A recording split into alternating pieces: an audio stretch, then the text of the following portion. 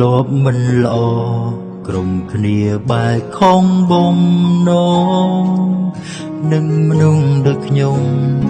រឿងរ៉ាវចាំនឹកឃើញហើយខ្មាស់ខ្លួនឯងមានពីបដិសារី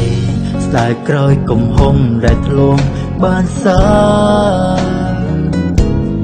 ប្រវត្តិមិនអោជីក្មេងញៀនថ្នាំរំលងទឹកចិត្តអ្នកមានគុណតែ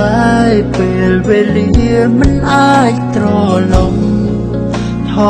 យក្រោយដិនកាលហួនទៅហើយខ្ញុំនឹងក្លាយជាមនុស្សថ្មីកូនប្រុងបានកែប្រែតបស្នងគុំម៉ែអ្នកមានគុណថ្លៃ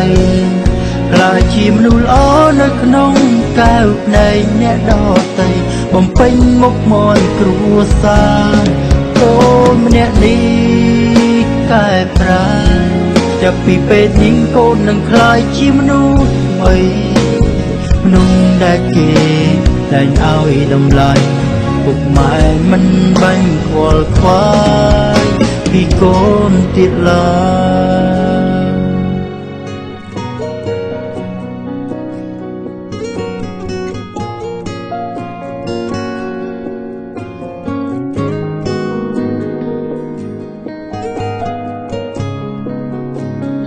មានពីបដិសា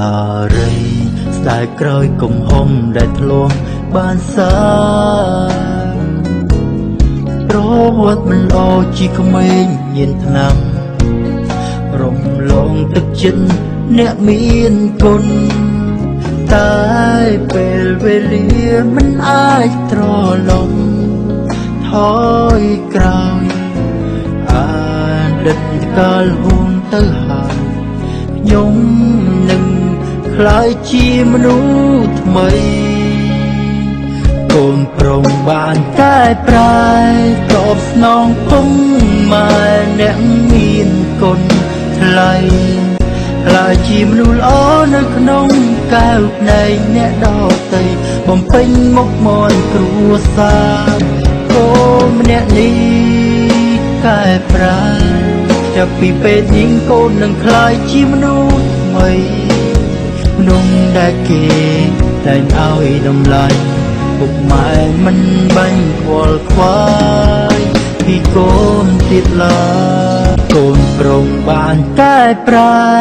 តបស្នងពុំម៉ែអ្នកមានគុណថ្លៃ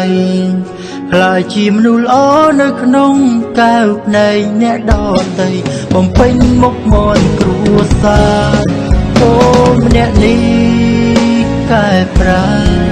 ចាប់ពីពេលនេះកូននឹងក្លាយជាមនុស្សថ្មីមនុស្សដែលគេតែងឲ្យតម្លៃពុកម៉ែមិនបាញ់ខ្វល់ខ្វាយពីកូនទៀតឡើយ